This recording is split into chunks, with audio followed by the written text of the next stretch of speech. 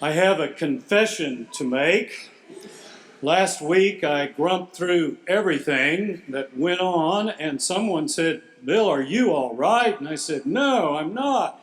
And he said, "What's the problem?" And I said, "Well, I got a big problem. I'm preaching this Sunday on finding the joy, and I'm not finding it anywhere." And he said, "Cheer up, Bill, it's Christmas." I said, "I know." And then I came into the parlor last Friday and here into the sanctuary, out into the courtyard and out in front of the church. And I looked around and saw these beautiful decorations, everyone working like busy bees. And I said, "I'm trying to find the joy." And one lady said, "Dr. Carl, if you can't find it here, you're not going to find it anywhere." And this morning as I came in, I saw Joel Hillhouse and I said, "Joel, I'm trying to find the joy." And Joel said, "I got some joy for you, Bill." He said, "I'll give it to you." I said, "Great." He said, "I'm selling it to others, but I'll give it." You didn't know I was going to put that in the sermon, did you? That's what we're all trying to do, isn't it? We're all trying to find the joy at Christmas time, aren't we? I wonder if that's what Paul's Philippian friends were trying to do when he penned this famous verse. "Rejoice in the Lord always. Again, I will say, rejoice." Boy, we just need to find that joy, don't we? The joy of the Lord. How do we find it? In the busyness of Christmas. Look at us, rushing from parties to programs, from malls to musical performances, wondering if we're really ready for Christmas, whatever that means. Nervous about whether the house is decorated enough. Trying to get the tree to stand up straight. Have you ever had that problem? Yeah. One year in Richmond, our tree was tilting to the right so far it looked like the Leaning Tower of Pisa. And I almost lost my religion over that tree. And Jane had me tie a wire to a concrete block just to get it straight. And then she had me wrap the concrete block like a Christmas present. I had a hard time finding joy that Christmas. We all have a hard time finding joy, don't we? And maybe Paul's words are for us today, that we need to rejoice in the Lord. We wonder where we can find the joy. Where in the world can we find this joy? Where in the world indeed? I mean, the fact is the world doesn't give us the kind of joy that Paul is talking about in this Philippians passage. No, the world gives us little bursts of pleasure, little happiness here and there, little diversions that satiate our desires. But then they dissipate. They're like caffeine. They give us a high, a rush, and then they drop us back down. No. You will not find the joy of the Lord in the world. Experiment all you want, and you will discover that only in the Lord will you find really true joy. But how and where will we find this kind of joy? Well, Christmas says that you will find it in the manger in three specific ways. And the first way involves those who are finding it for the first time, like children, with the wonder and the vulnerability of children. You remember when you were a child and how exciting Christmas was and how wonderful it was? Some people say, Christmas is for children, and there's a lot of truth to that, but there is a child in every one of us. You remember when you discovered the joy, when you found the joy of the Lord for the very first time? Well, actually, there are some people, even in church, who still haven't found the joy of the Lord for the first time. I see them all over the country. They're sort of grump through the week the way I did last week, They just dare anyone to try to make them happy. They live their lives with a kind of permanent pout. How are these people? Maybe, God forbid, maybe you have to live with someone like this, and I will pray for you if you do. How do these people ever get the joy? Well, there is a prescription for avoiding joy, and these people seem to follow it. It goes like this: allow everything to bother you, all the little things, the more the better. Worry about everything, be a perfectionist, be right all the time and rigid about your rightness. Compare yourself to others, forgetting about the gifts that God has actually given you. Take everything that happens to you personally, those things especially that you don't like, and focus only on yourself and your own happiness. And that's a recipe for avoiding joy altogether. You know people like that. I mean, you cannot find joy if you only focus on yourself. You know people like that, as the old song goes, "You're so vain." You probably think this song is about you. You're so vain. Remember that song? Some of you remember? I mean, I was talking to a lady the other day, and she gave me a great line. She said, "You know, Dr. Carl, some people just need to build a bridge so they can get over themselves." That's a great line. I mean, that's what we do at Christmas time. We focus too much on ourselves when Paul wants us to focus on the one who is coming. A couple of weeks ago, I talked about the new tenant who is on the way, who is the Christ child. And as he is coming, we're going to have to move aside. He is saying to you and me that there's only room for one of us on the throne.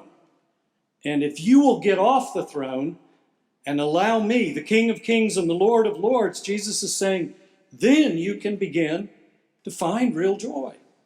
And for some of you, it may be actually the first time you really find that joy. If you open your lives, if you dedicate your life to Jesus Christ, this Advent, you will begin to find that joy. Now, be ready, because those of us who've been at it for a while, we're a little nervous around new Christians. We don't know quite what to do, and I see them all over the world. I've seen them all over Africa and Russia and India and all over Asia and Korea and China, and they're just really excited about the faith, and they're just almost overwhelming. They're chattering about it. They're like fanatics, you know. We just don't know what to do with these people who are just too excited about the faith, just too much into the joy of the Lord. Like the story Fred Craddock loves to tell that I've shared with some of you about the minister at Christmas time who is really kind of worn out and got to make one more pastoral call in a hospital, and goes to visit a parishioner in the hospital. And he's really tired and goes in and makes the hospital call and has a prayer at the end. And at the end of the prayer, the woman jumps off the bed and begins leaping up and down, and says, "Praise the Lord, I'm healed, I'm healed." Minister goes down in the car, in the garage, looks up to heaven and said, "Lord, don't you ever do that to me again." We just don't know what to do, you know, with people who are too excited about the faith, you know, too joyful.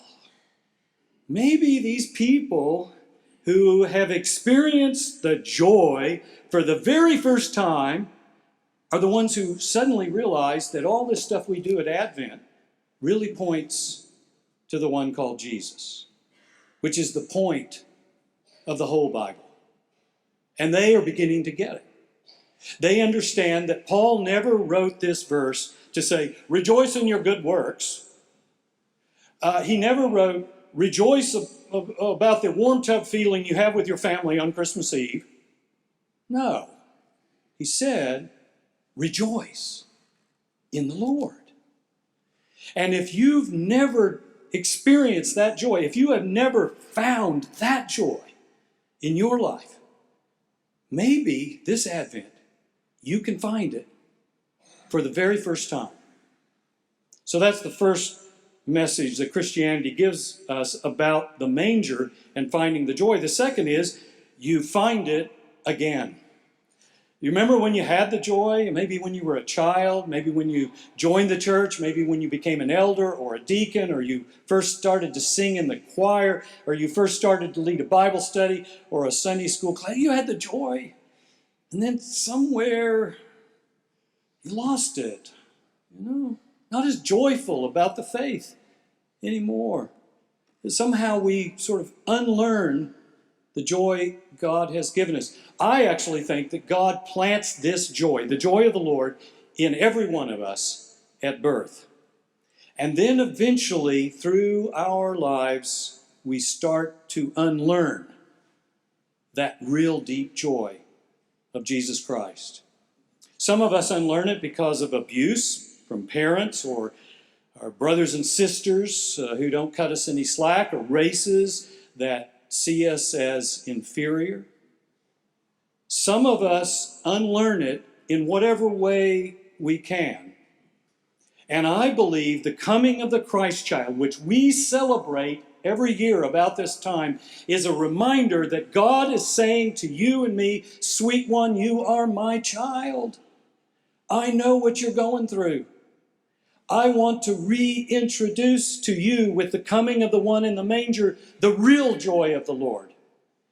And I want you to experience it this Christmas in a way you have never experienced it before. I want you to live this joy and to live it abundantly. So that's the second way we find the joy. We just find it again. But there is a third way, a deeper and much more profound way that we find the joy. And that is, we find the joy amidst the pain. That's right, amidst the pain. Remembering that Christianity never promises to take away the pain. C.S. Lewis, who himself says, I was surprised by joy, later says, I didn't always want to be a Christian. In fact, I wasn't always a Christian. I didn't think religion was something that would make me happy. No, a good bottle of wine will do that. If you want a religion to make you comfortable, then I certainly do not recommend Christianity, said C.S. Lewis. And what Lewis is talking about here is how we experience pain in this life, and Christianity does not take away the pain. But what it does do is help us find the joy in the midst of the pain. The real joy of the Lord, like the labor pains of Mary at Jesus' birth.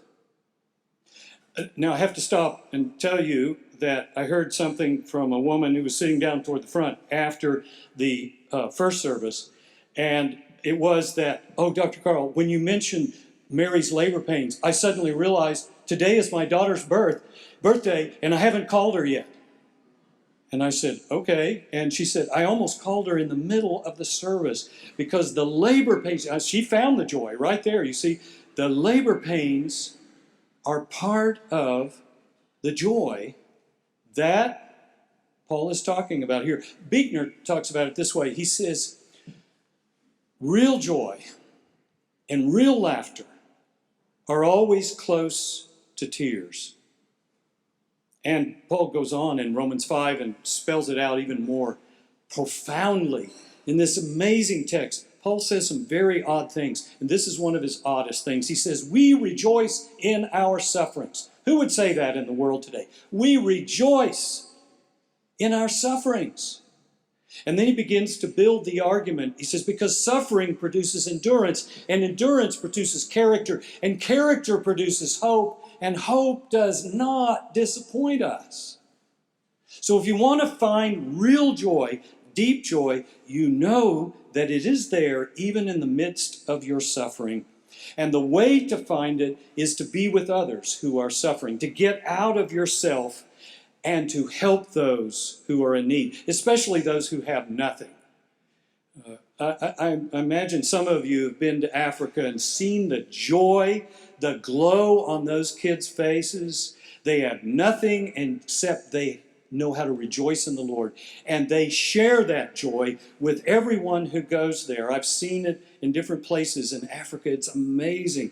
You see it in homeless people who they have nothing. They've been to hell and back, and they still have this joy of the Lord. I saw it in a guy at the Southside Baptist Church when I preached at Thanksgiving. He came up to me. I could see he was homeless, and we're getting ready to go have lunch. He said, I got the joy of the Lord. Thank you, preacher, for your sermon today. It picks you up just to be with people who need our help. So if you are feeling down during this Christmas, you need to help those who need your help. I was feeling kind of down on Christmas years ago, and I went and saw this homeless person, and I was talking to her, and she said, "Preacher, are you all right?" And I said, "Well, yeah, I guess I'll be all right." And she said, "Well, you don't look all right." And so we were talking, and she says, "You're going to be okay." She said, "You do believe in Jesus, don't you?" And I said, "Oh, yeah, of course, I believe in Jesus." She said, "Well, you ought to look happier about it then." And that day, I found the joy of Christmas. And my prayer is that you will too. God bless you all.